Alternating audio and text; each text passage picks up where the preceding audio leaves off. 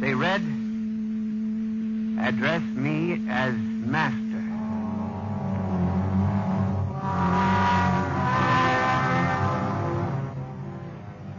My life for the next 6 months was a nightmare. The ENIAC gave me messages which I had to transmit into my telephone. I was frantic. I began to lose weight. I couldn't sleep. My nights were torture, a constant fear. It was in December, just after Christmas. I was sitting in my room, listening to a broadcast.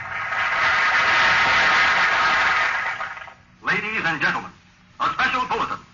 Already 24 hours before the peak of the New Year's traffic, over 1,000 deaths have been reported.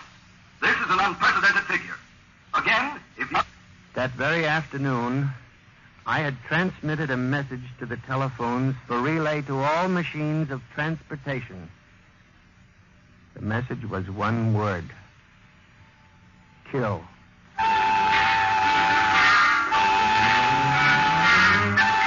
Next morning, I avoided my office. Instead, I went directly to the office of Mr. Hawk. I was highly agitated. My lips trembled as I spoke.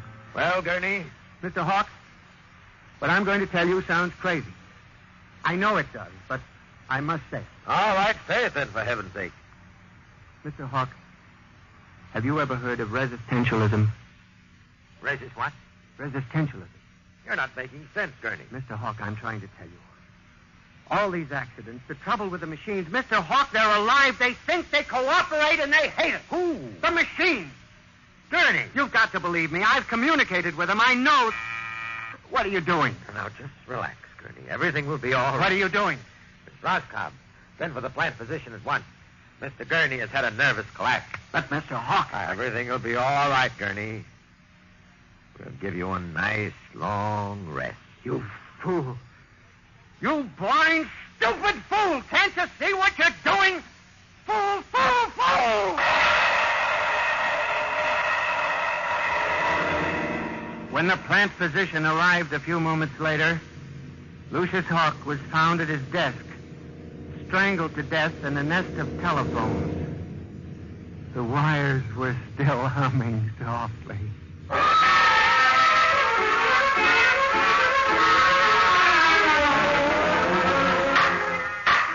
Samson Gurney, you stand accused of the crime of murder. How do you plead? I did not kill him. I didn't. So record. Prosecution will proceed with testimony.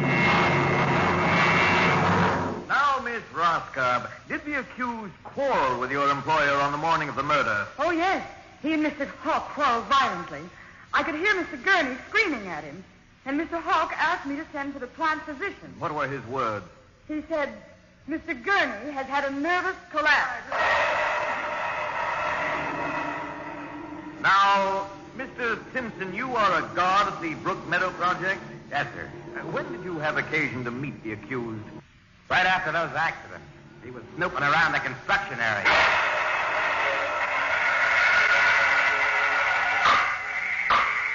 Samson Gurney, court hereby finds you guilty of murder in the first degree. Recommendation that you be examined, committed to the state hospital for the criminally insane at Matawan.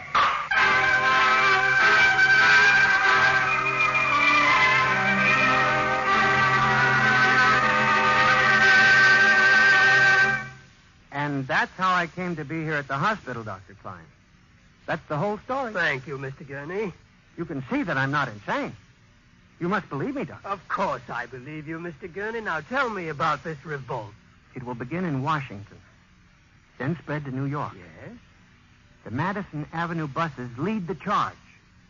Picture it, Dr. Klein, 3,000 buses roaring rampant through the streets, people running like rats in a maze looking for manholes in the pavement. And you really believe this will happen, Mr. Gurney? I know it, Doctor. The worst part of it is there's no way to stop them now. It's too late. Now, you mustn't excite yourself, But, Mr. Doctor, Gurney. don't you see?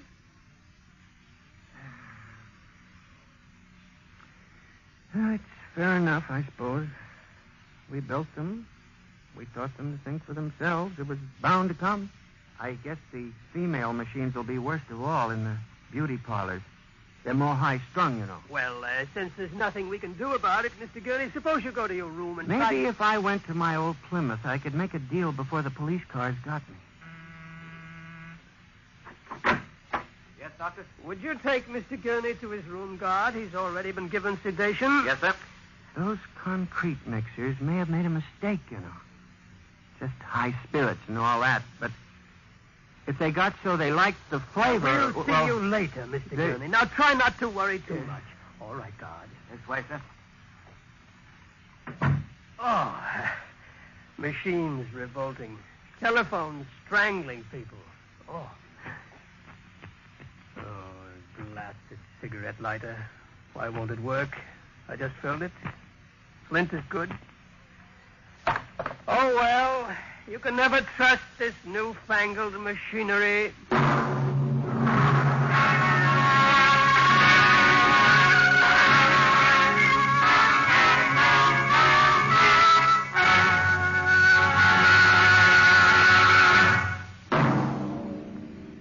Next week, Dimension X will present a story of the future.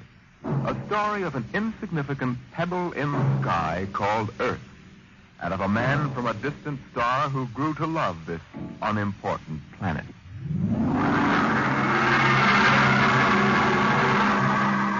Dimension X is transcribed each week by the National Broadcasting Company in cooperation with Street and Smith, publishers of the magazine Astounding Science Fiction.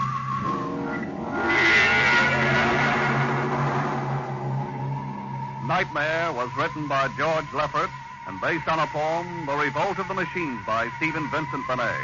Featured players in the cast were John Gibson as Mr. Gurney and Rita Lynn as Bella Roscoe. Norman Rose is your host. Music by Albert Behrman. Engineer Bill Chambers. Dimension X is produced by William Welch and directed by Edward King.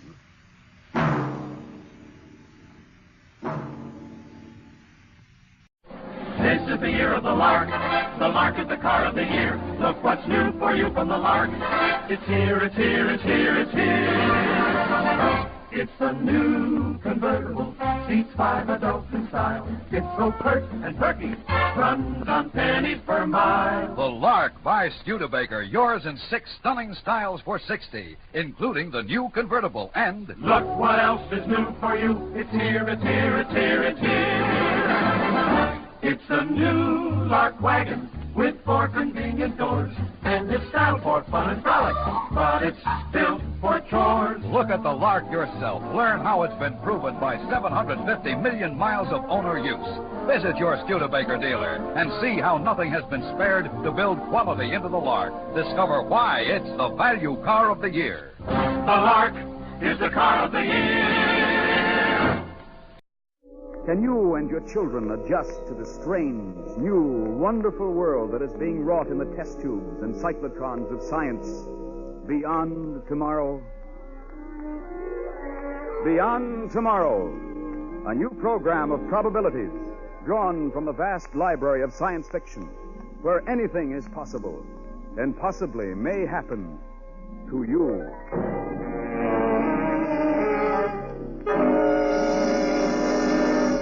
Tonight, based on a famous story by Theodore Sturgeon and adapted by Draper Lewis, a tale about a man accused of murder in a small western town who insists it was not murder, but something really much worse. All right.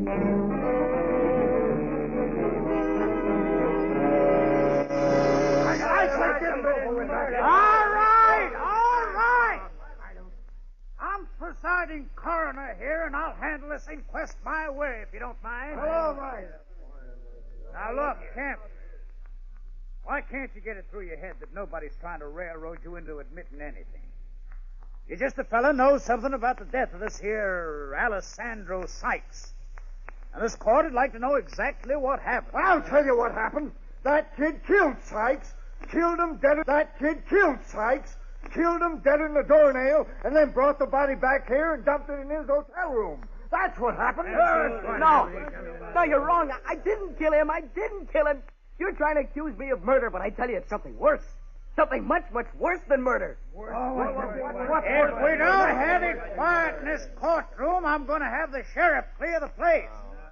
This inquest is going to be run legal-like or ain't going to be run at all. You mean maybe we should have the hanging right now, Bert? I didn't say no such thing. Well, maybe you should and stop wasting so much time. Well, Mr. Wilson, sir, you can't let him hang me. I'm innocent, I tell you. I didn't kill Sykes. Aren't you even going to listen to what I got to say? Sure. Sure, son, I'm going to listen. We're all going to listen. Or I'm taking this boy into Tucson where there's a jury that will listen. Well, this better be good. We don't like murder around Switchback. No, we don't like strangers neither. If you gentlemen are through now, suppose we hear what the boy has to say. All right, son. Now let's get the facts straight first off. Your full name? James Gordon Kemp. And your home? Chicago, Illinois. City bred, huh? Maybe that's why he don't give no mind to something like murder. I thought you was always so proud about the times you've been to Tucson, Hafferty. Huh? Seems to me wearing silk shirts is pretty city-fied, too. All right. Here, son. Sit down. Thank you. Now, suppose you tell us what happened. Tell us the whole story just like it happened. Okay. I'll try. I guess I'd better go right back to the beginning. The first time I ever saw this here Sykes. It must have been about 2 months ago. I had a little repair shop at the time, just auto parts and maybe fooling around with radios and TV sets now and then. It didn't make no big profit, but it paid the rent and gave me a little extra pocket money. I was working in my shop one afternoon when he walked in. He watched what I was doing a couple of minutes. Then he spoke up. You Gordon Kemp? I said yes and looked him over. He was a scrawny fella, probably 60 years old, and wound up real tight. He talked fast, smoked fast, moved fast, as if there wasn't time for anything, but he had to get on to something else. I asked him what he wanted. You the man who had that article in the magazine about a concentrated atomic torch? Yeah, only that guy from the magazine used a lot of loose talk. He says my torch is 300 years ahead of its time. Actually, it's something I stumbled on by accident, more or less. It's an ordinary atomic hydrogen torch, but it's plenty hot. It'll cut anything. Anything. And since it got patented, you'd be surprised at the calls I got. You got no idea how many people want to cut into bank vaults and the side doors of hock shops. Like to take a few weeks off and go out west? Arizona? I want you to cut your way into a cave there. A cave? Is it legal? Well, sure it's legal. How legal? You'll get me into that place. You can satisfy yourself as to whether it's legal. I'll give you $5,000. What? Cash. How's that again? Get me into that cave, and you'll get $5,000. Cash.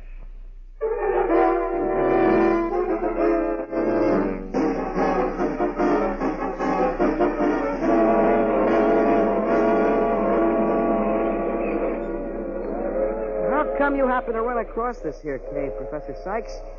Didn't anyone else in Switchpath ever spot it? From what I can gather, there must have been a shifting of rock. Maybe a slight earth tremor that opened it up. The time I was fresh out of college, spending all my time digging for Indian ruins, I found it at the bottom of a deep cleft. Small, dark room, all rock walls. Rock that was very old. A couple of 100,000 years. Maybe 500,000. 500,000? It wasn't the rock that got me so excited. It wasn't the rock, and it wasn't the cave. It was the machinery in the cave. Machinery that must have been put there before there were any human beings on Earth. Oh, now, just a minute, Professor. Now, look, I don't care whether you believe me or not. I know what I'm talking about. Those machines were installed in that cave room back when there wasn't a single living creature of any sort. But that doesn't make sense. If there are machines, then some human beings must have made them. Some human beings must have hauled them into the cave and assembled them. Only you say there weren't any human beings on Earth. Maybe not on Earth, Kemp. But there are human beings someplace else. At least, beings. Who knows whether they're human or not? Wow. That's a nice, pleasant thought. Yes. I thought so, too, at the time. I've gotten used to it now. I got used to it during all the days and nights I stayed in that room and studied that machinery. What kind of machinery was it? Well, I finally figured out that one of them was some sort of a radio transmitter. Now, get this. Here's a machine with an antenna on top of it, just like a microwave job. Beside it is another machine. The second machine is shaped like a dumbbell standing on one end. Top of it is sort of a covered hopper. At the waist of the machine are two big spools with a wire running between them made out of some alloy that was never seen before on this earth. Were they running? One was running, making a slight humming sound. The dumbbell machine was running, and that's what gave me a clue to what it was. That machine is a recorder. And that automatically makes the other machine a transmitter. A recorder? What kind of a recorder? It records the physical being of the entire Earth. Every earthquake, every continental shift, weather cycles, every hurricane and volcano eruption and landslide. Now here, take a look at this. Piece of wire, huh? About 35 gauge. Money tough. Yes. I cut it off the recording machine. Kemp, my boy, took a long time, a lot of years out of my life. I finally got it decoded. I can read that wire. You've no idea in what detail that piece of wire records, second by second, minute by minute, day by day, through the years, through the centuries. When I start my decoding, I'll be able to prove things which until now have only been guessed, only whispered about in the history books of the world. I'll be able to give the exact time and date when the Red Sea parted for the fleeing Israelites. Want to know what happened to the Spanish Armada? I have it all here. What about the last days of Pompeii? I have it, son. I have it. And I am going to give it to the world. Me, Alessandro Sykes, will give it to humanity complete and provable, and history will be reckoned from the day I speak.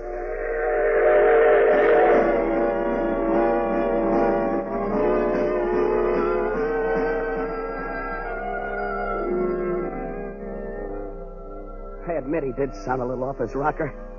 And if I had any sense, I would have gotten off that train and gone back to Chicago. But he was such a nice little guy. As nice a little character as you'd ever want to meet.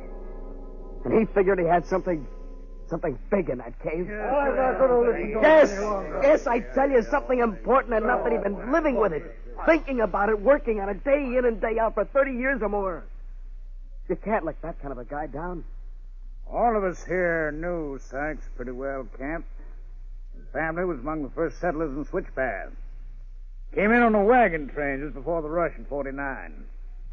We knew he spent a lot of time digging around in the desert, but we never heard about no cave. It's 30 miles or so to the east of town.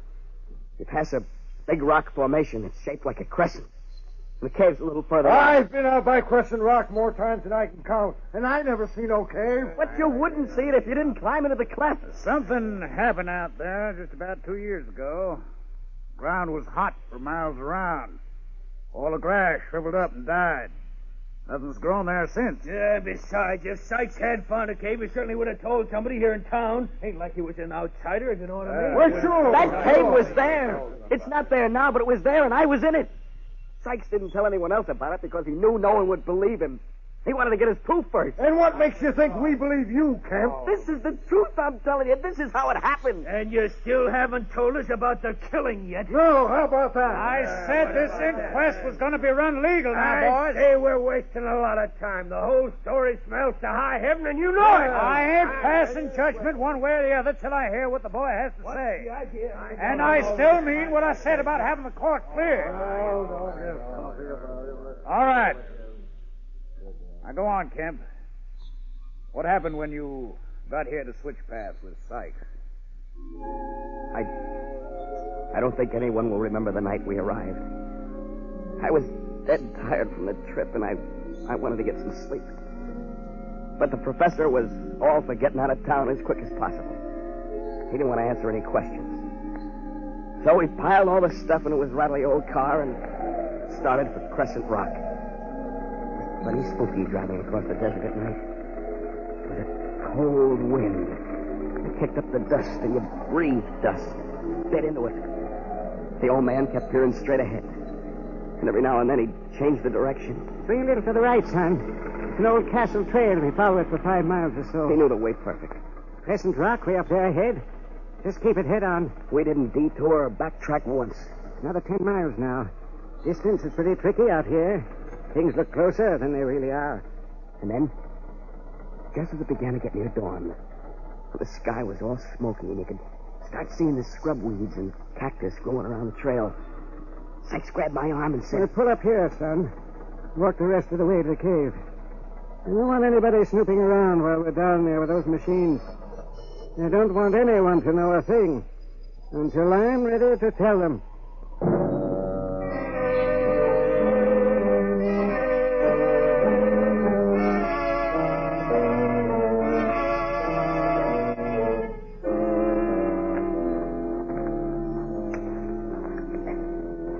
Just about 100 feet or so, and we'll be at the entrance to the room, son. Boy, I never knew how much this torch weighed till I had it strapped to my back. Sure I can't give you a hand with it? No, it's okay, Professor. Don't worry. Over there, that's all that's left of the place where I used to camp at night. I was afraid to sleep in the room, afraid to sleep outside the cleft. I used to make a fire and bed down on the rock. Can't say I'd enjoy that over a long period of time. You get used to anything if it's important enough. I got used to the dark, the sound of little animals scurrying around, the damp, the smell. Wait, huh? This is it, Kemp. You can take off your pack here. Here. Oh, that feels better. Oh, I'm glad I can still straighten up. You see that place there? Between the two pillar formations? That's it, son. And it's all yours. You get 300 years in the future torch of yours is any good. Now's the time to prove it.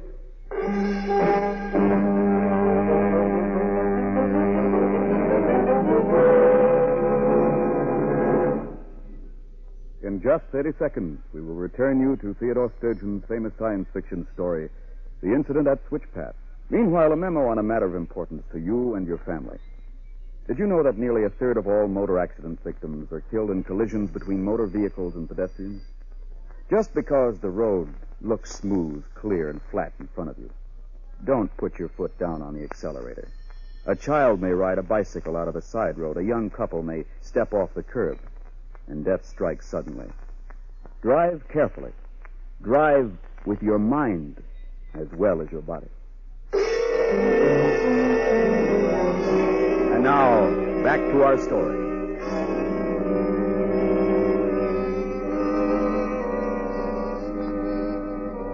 Okay. Now stand clear of the equipment, Professor. Sure that tank is balanced squarely? I can pile a few more rocks around it. Yeah, well, we'll give it a try this way. If it starts to move, just give a shout. I'll watch it, Kemp. Well, here we go.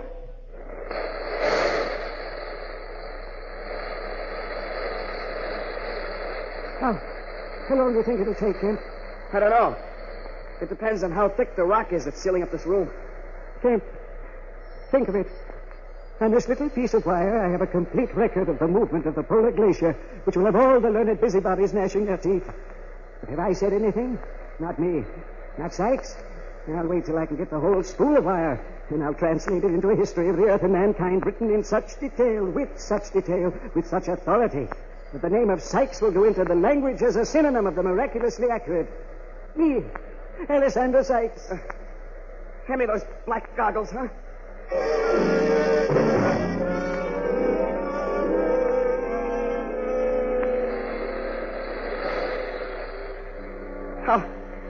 How long have we been at it now, Professor? Almost 3 hours, son. You better let me spell you. No, I'll take a breather when I need one. This torch is too heavy for you to handle. By the way, whatever happened to the entrance you used before? How come we have to burn our way in like this? And that, my boy, is an unforeseen quality of the machines. For some reason, they closed themselves up. In a way, I'm glad they did. I was unable to get back in. I was forced to concentrate on my sample. If it hadn't been for that, I doubt I would ever have cracked the code. Whoever left these machines here or how they operate, we may never know. It would be interesting to find out. The important thing now is to get into that room and get that spool of wire. That's all that matters, son. That's all that matters.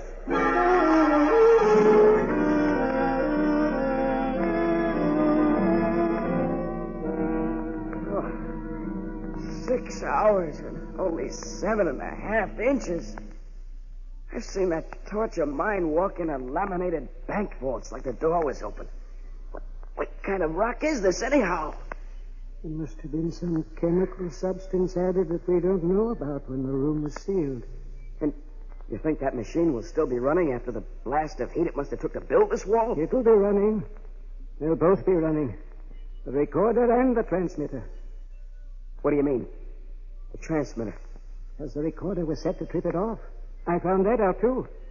There's a little gear train waiting by the wire, and when something happened, somewhere on Earth it was just the right thing, a crimp would show in the wire, which would hit the gear train and start up the transmitter. Yes, but you said... I saw a crimp in the wire.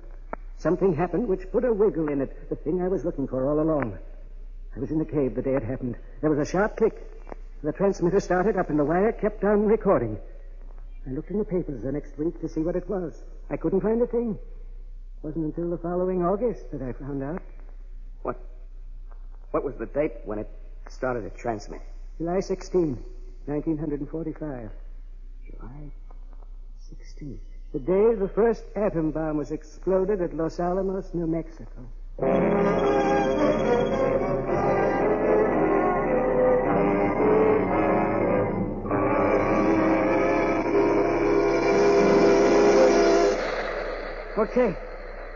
Okay, Professor. Hold the light a little higher. This should do it now.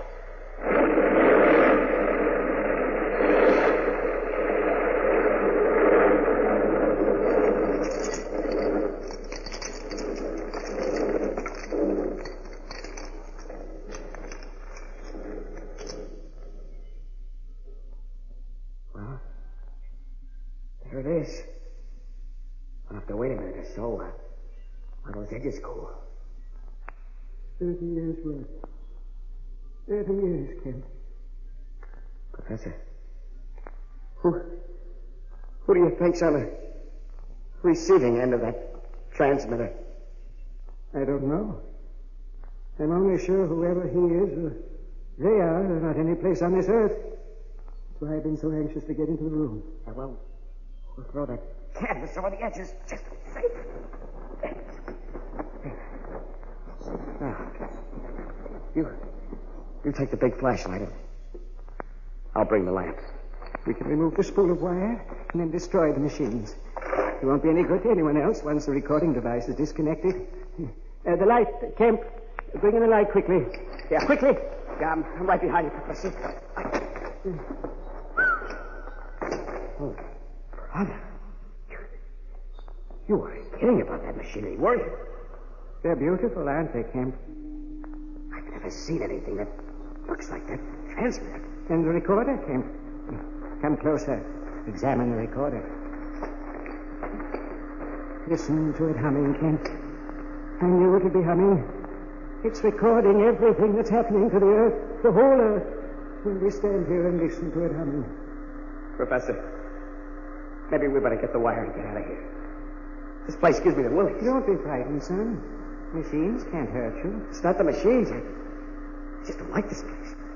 When I hold a flashlight, you disconnect the spool. There should be a catch lever of some sort which frees it. Something like a movie camera or one of those old-fashioned wire recorders. Yeah, well, maybe I can find it, Professor. I've worked with these things. No, and I know... No, I can find it. Just let me alone. You forget that I've been... Oh, Kemp. What's the matter, Professor? Kemp, the reel is empty. Look. It's only 8 inches of wire on it. Only 8 inches, Kemp. It was almost full before the cave was sealed. That's impossible. No one could get through that rock. No one, I tell you. The reel's been refilled. That's what's happened. It's been refilled. Kemp, they've been here. Who's been here, Professor? That's what the transmitter was for, Kemp. Kemp, when the first atomic power was used on Earth, the recorder tripped the transmitter. It sent out a signal. They answered it and came here and changed the reel. It's the beginning of a new era as far as they're concerned. Sykes? Who are you talking about? Who are they? What do you mean? I don't know. But they've been here. And I've lost 30 years' work. 30 years of my life completely gone, disappeared. Professor, you gotta pull yourself together and we gotta get out of here. I don't like this at all. Get out? Why get out? Damage has been done now. The wheel's gone. I don't like the way that thing hums. Sounds like it's just sitting there, waiting and... The crimp. It hit another crimp in the wire. The transmitter started again. Doesn't matter now. Nothing matters now. Nothing. Come on and grab that light. I've had enough of this. No, I'm going to stay here. You're not staying in this cage. You're coming with me if I have to carry you. No, let me alone. Come on. I'm staying here, Kemp. Kemp, let go of me. No. Let go. Professor, watch out for the recorder. Professor! Sykes, are you all right? My hands. Burn my hands. It's so hard. Both. It's getting hotter every second. Come on. We gotta move. Something tells me this place is gonna blow sky high. Put your arm across my shoulder. I'll guide you out.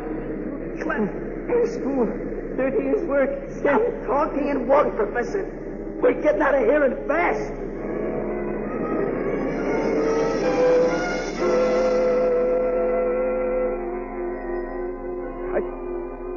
I don't remember much about that climb up through the cleft, dragging Sykes with me every inch of the way. I just knew it was hot. I could hear rock falling and rock bubbling thick and heavy behind me down there in that terrible room. I somehow got to the car and stretched Sykes out of the back seat. I asked him how he was, but he didn't answer me. He just kept looking back towards the cleft and the glow of the lava. And then he whispered, They knew we'd reached the atomic age. They wanted to be told when. That's what the transmitter did. They came and took the recordings. They were the machine. Don't try to talk, Professor. I'm going to drive you into town and we'll get the doc to take care of those hands of yours. They sealed off the room with something they thought only controlled atomic power could break into. This time the recorder was triggered to that power. The torch did it, Kemp. That 300 years in the future torch, that did it. They think we have atomic power. They'll come back, Kemp. Who, Professor? Who? I don't know. I don't know whether they're friends or enemies or where they are. There'd be only one reason why some creature would want to know a thing like that. That's so they could stop it. Oh, no, Professor. We're not going to be stopped now. Like the papers say, we're in the atomic age if it kills us. Yes. But we're in for keeps. Why, humanity would have to be killed off before to get out of this atomic age. I know that, Kemp. I know. That's what I mean. Oh, Kemp, what have we done? What have we done? Professor? Professor Sykes?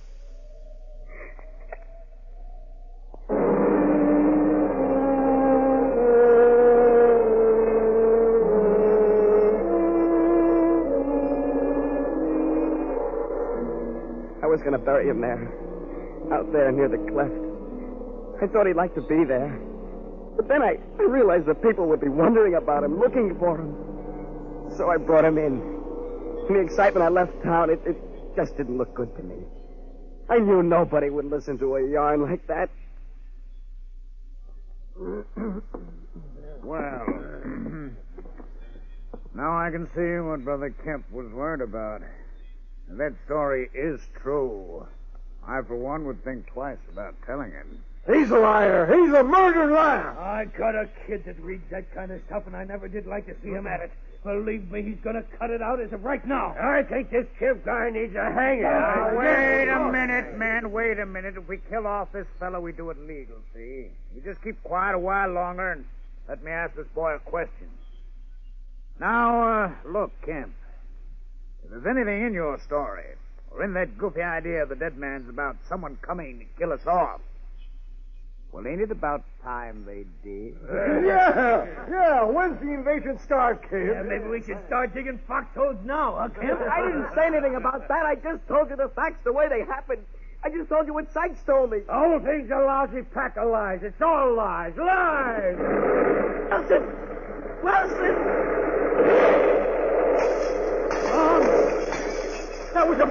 Ed Wilson, look, there, in the sky, look! Ships. Ships! The sky is full of ships!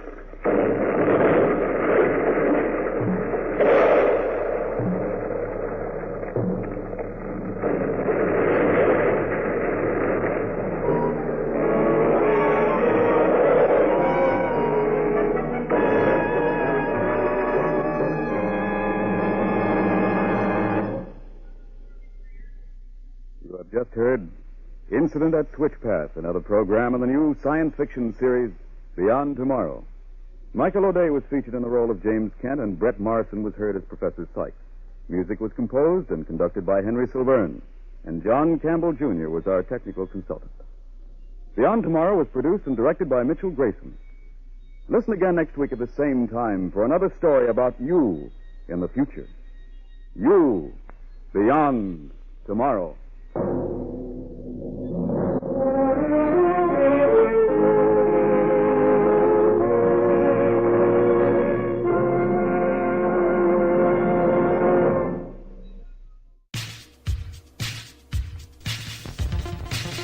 There you go, from 1950, Beyond Tomorrow. Classic radio from April 11th, 1950, Incident at Switchpath. And what a weird story that is. And that's going to wrap up this edition of Radio Land. Coming up on our next edition of Radio Land, I got some real good comedy for you as we'll start out our show.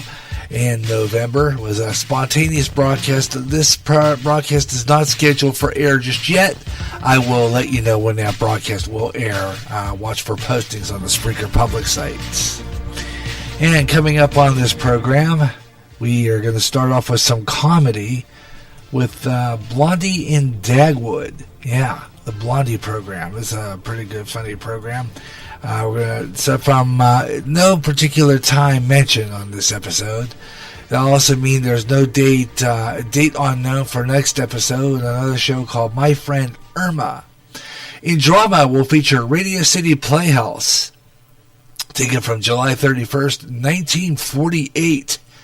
And Whistle Stop Daughter Whistle.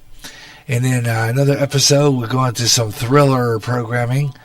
It was A Man Called X. Great program from 1950, December 30th, Rhythm of Death. And then it's The Whistler from 1942 and The Weakling. They got a couple more science fiction shows with another episode of X-1 and Dimension X. Coming up on our next edition of Radio Land on GJRB Online. And, of course, don't forget to tune in to Radio, TV, and Movie Classics coming up this month.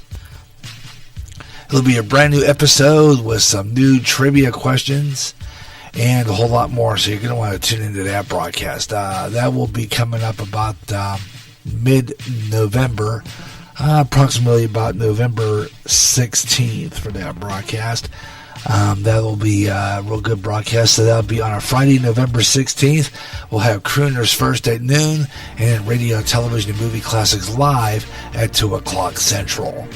That's great. We hope you enjoyed these classic scary programs from the golden age of radio and Halloween's past, including War of the Worlds. And you can listen to that program again and the whole podcast again if you hit the like button. I'd appreciate that. And of course, you can refresh your Spreaker right on your browser and listen to it from the very beginning, hitting part 1. Or just hit that part 1 button, that first episode, that first one, and it'll play you War of the Worlds. Thanks a lot for tuning in. I enjoy doing these old-time radio programs. I always enjoy playing these shows. And we'll do another edition of Radio Land coming up real soon as we get ready for November, and holiday programming coming up as well, including an episode of a couple of Christmas episodes, and addition will be, of course, our annual running of A Christmas Carol and our annual running of It's a Wonderful Life, and I'm going to try to find A Miracle on 34th Street as well, all coming up for the holidays on GJRB. Thanks for listening. This has been Radio Land. Good night, everyone. The GJRB Time Machine returns you to the 21st century. Until next time, when it takes you back to another time and place in the golden days of radio. I'm Gary Rustin saying thank you for listening, and come back again for another trip back in time to Radio Land on GJRB.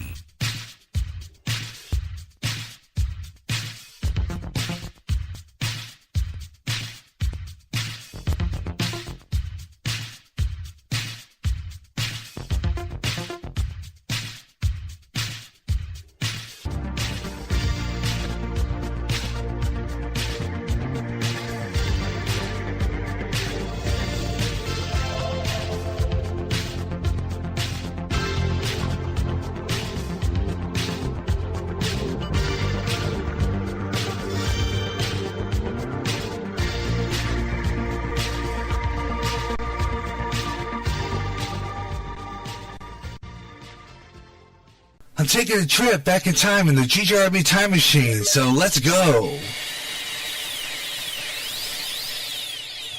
Oh, wait, where am I? Wait, here's a radio guide on top of this great piece of furniture here, this fabulous radio. Oh, I'm sitting here in 1947. Let's see what's on the radio. Mr. Keen, tracer of lost persons on the air. On this night, I tune in CBS circa 1947 with Mr. King, Tracer of Lost Persons, Suspense, the FBI in Peace and War, Dick Haymes Radio Show, Crime Photographer, and Radio Reader's Digest. Join me live for a trip through time in January 1947, Radio Land podcast still available on the GJRB Spreaker public site. You hear great jazz on GJRB with the best of jazz, up-and-coming jazz, and smooth afternoon. If you can't get enough of jazz and you live in the Quad Cities area, tune in to KALA, St. Ambrose University in Davenport, Iowa, at 88.5 on the FM dial. Along with some of that great smooth jazz, you'll hear a lot of great jazz programming, and programming in other great music formats, like blues, urban, including rap, also classic R&B and Motown with David Baker on Rewind, Friday nights at 6 p.m. Central. In addition, you get programming in Spanish and some great gospel programming too. For more information on that great programming you'll hear, check out their schedule at www.sau.edu/KALA. Even if you don't live in the Quad Cities area, you can enjoy KALA anywhere in the world with their internet stream. Connect with KALA. Listen and enjoy. Swing Time is back on GJRB, all new and live with spotlighted band leaders. On this show, featuring the music of Stan Kenton. Also, the biggest hits from the big band era by your request. In addition, all your favorite features are back. And a new one. This week in the big band era. Call in, let me know what you want to hear. On Skype, it's Gary.Russin, or in the Facebook Messenger, or in the Spreaker chat room. Podcast still available on the GJRB Spreaker public site. End times are upon us, and we need to know what's happening. Knowing the truth is key to survival. There are lots of news events going on in the world that have certain significance to end time happenings. Listen, as men and women gather to discuss the news and how it lines up with Bible prophecy on the last 7 days. Uploaded as a podcast Wednesdays and run live every third Friday at 12 o'clock noon Central on GJRB. This Sunday, 2 a.m., the clocks go back. Standard time starts Sunday morning. Turn your clocks back 1 hour this weekend. A reminder from GJRB. This is GJR Broadcasting.